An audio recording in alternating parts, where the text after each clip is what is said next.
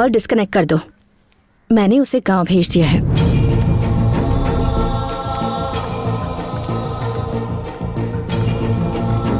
इस love shop पर अपना टाइम वेस्ट करने से अच्छा होगा कि तुम इस वक्त अपने करियर पर फोकस करो, समझे? अच्छा, अब तुम ऐसा करो कि ज्योति। अंकल कैसी हो तुम? अच्छी हूँ। क्या बात है, आज तो बहुत जल्दी जाग गए बेटा। तुझे इस तरह से इतने डिसिप्लिन में देखकर आज मुझे बहुत खुशी हो रही है। तेरी भाभी के अलावा दुनिया में कोई नहीं सुधार सकता है तुझे। ये ले, तेरी चाची ने तेरे लिए भेजा है। आइए बैठिए ना अंकल।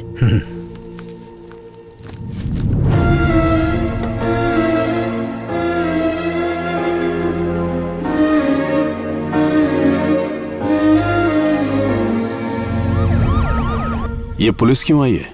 लगता है उस ऑफिसर ने कमिश्नर की बात नहीं मानी, केस फाइल कर दिया है, वारंट इशू हो चुका है। पुलिस को मैं संभालता हूँ, उस ऑफिसर को आप संभालिए। हमने पूरी कोशिश की पर वो बहुत स्ट्रिक्ट है भाई। ये लेडीज सेंसिटिव होती हैं, प्यार से हैंडल करना पड़ेगा। यही तो बात है भाई, ये औरतें अपने पति की नहीं सुनती तो हमारी क्या सुनेंगी? मैं संभालता हूँ। ठीक है बेटी, मैं चलता हूँ। अंकल कल चले जाइएगा, आज रुक जाइए। नहीं बेटी, ये पेपर्स हैंड ओवर करने हैं ना, चलता हूँ।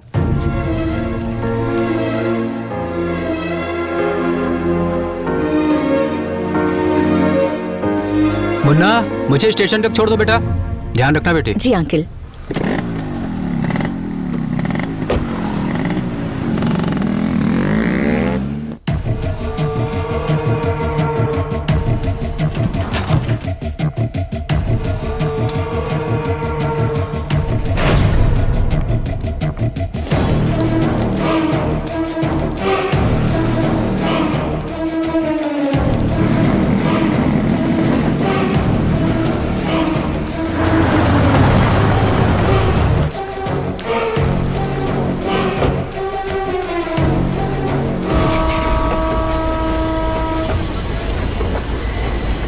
क्या सोच रहे हो मुन्ना? कुछ नहीं।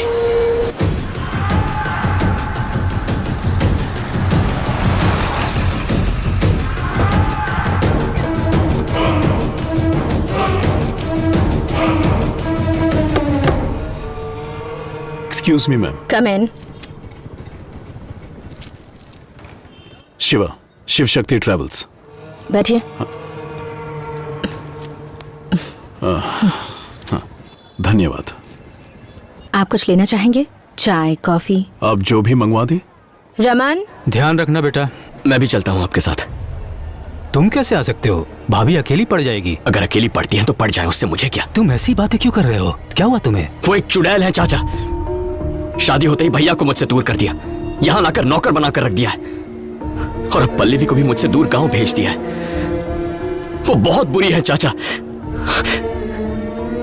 अगर मैं यहां रहा ना तो वो मेरी जिंदगी बर्बाद कर देगी। मैं नहीं रह सकता यहाँ। मैं भी आपके साथ चलूंगा। मैं आपके लिए क्या कर सकता हूँ? मतलब मेरी बसेस छुड़वाने के लिए? टैक्स पे कीजिए और रूल्स फॉलो कीजिए तो हम बसेस छोड़ देंगे। मैं रूल्स कभी फॉलो नहीं करता।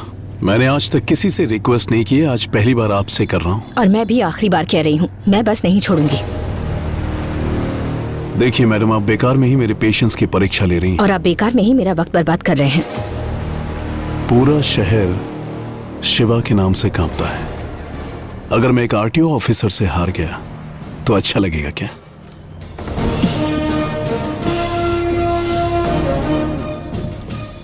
आप जानते हैं, ये पूरा डिपार्टमेंट ज्योति की बहुत रिस्पेक्ट करता है।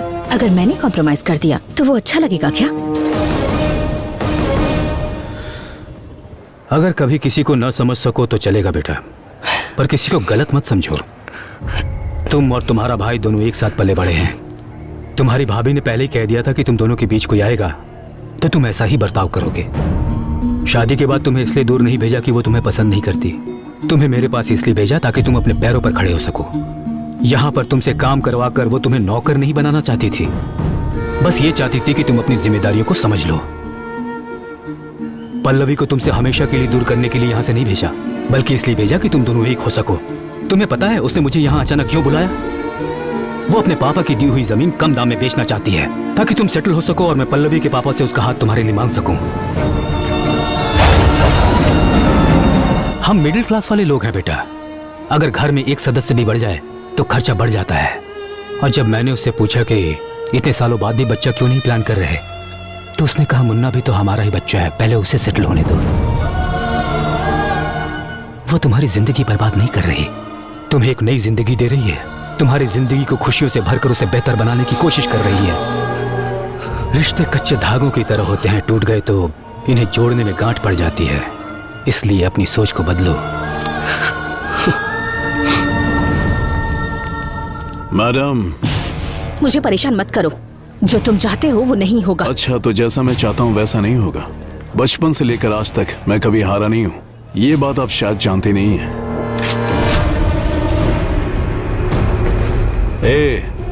मैं मरा तो जीत मेरी होगी क्या? दिमाग खराब है तुम्हारा? गोली चलाओगे तो मरोगे, जीतोगे कैसे? करेक्ट।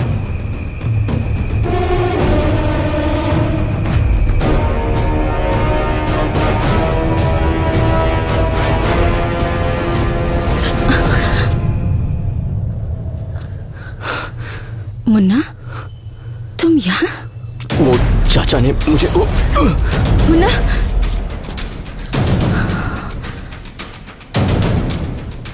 और अगर तुम मरी तो क्या मैं जीतूंगा? क्या कहा तूने? मैंने कहा ये घटिया औरत मरेगी तो मैं जीतूंगा।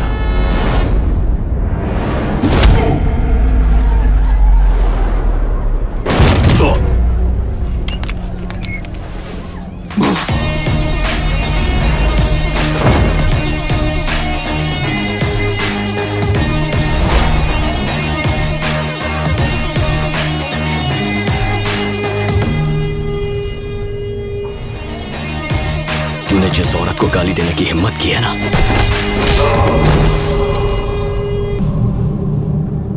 वो भाभी मां है मेरी।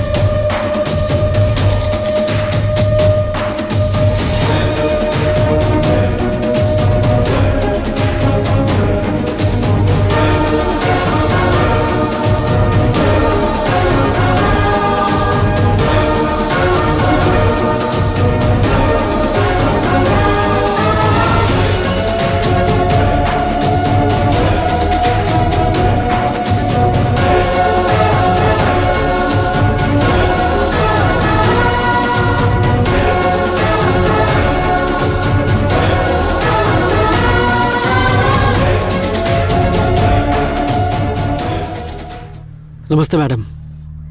मैडम नमस्ते।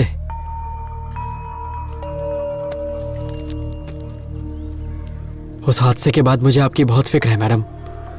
वो तो अच्छा हुआ मुन्ना टाइम पर आ गया, नहीं तो उन बसेस के लिए वो खून खराबे पे उतर आया था।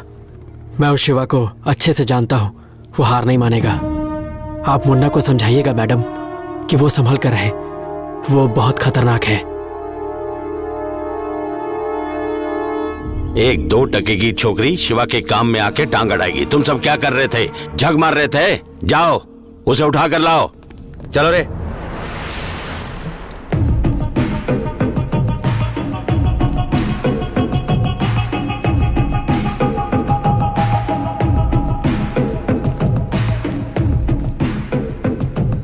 मुन्ना, वहां जो कुछ भी हुआ वो प्रोफेशनल इशू था।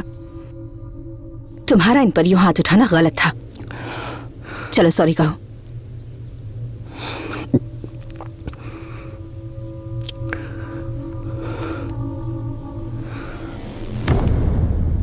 सर, हम मिडिल क्लास लोग हैं। छोटी सी बात पर खुश हो जाते हैं, छोटी सी बात पर दुखी। रास्ते में अगर किसी साइकिल वाले से टकरा जाए और वो हमें गालियां दे तो लगता है जैसे इज्जत चली गई। हम जवाब देना चाहते हैं पर दे नहीं पाते क्योंकि हमारे पीछे परिवार होता है। उन्हें कुछ हो जाए इस डर से चुपचाप वहां से वापस चले आते हैं। कभी उन पर अगर कोई मुसीबत आ जाए यह सोचकर ही मन घबरा जाता है। आपने भाभी को मारने की धमकी दी, मेरी समझ में नहीं आया मैं क्या करूं। गलती हो गई, माफ कर दीजिए। I am sorry. वहां दुनिया के सामने हमें मारा, अब सबसे छुप के सॉरी कह रहा है तो इसे छोड़ दें। ए सुबह,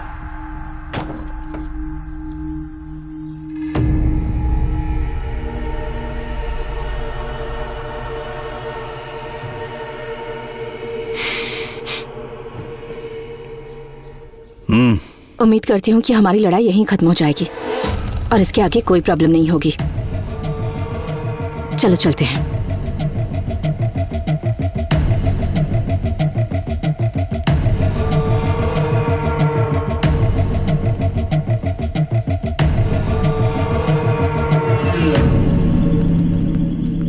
उसे ऐसे क्यों जाने दिया भाई? ठोक देते। पूरे शहर को यह पता भी तो चलना चाहिए कि शिवा भाई पे हाथ उठाने का मतलब क्या है। पूरे शहर को बताने की जरूरत नहीं है, सिर्फ उसे। क्या हुआ? एक मिनट, लगता है चाबियां अंदर ही रह गईं। मैं जाकर लेकर आता हूं। वो मर जाएगा तो मैं हार गया। बस एक बंदूक क्या तान दी, उसने सीधा शिवा के ऊपर हाथ उठाया। उसने मेरा ईगो हर्ट किया है, उस औरत को मरना होगा, तब मेरी जीत होगी। सर एक मिनट,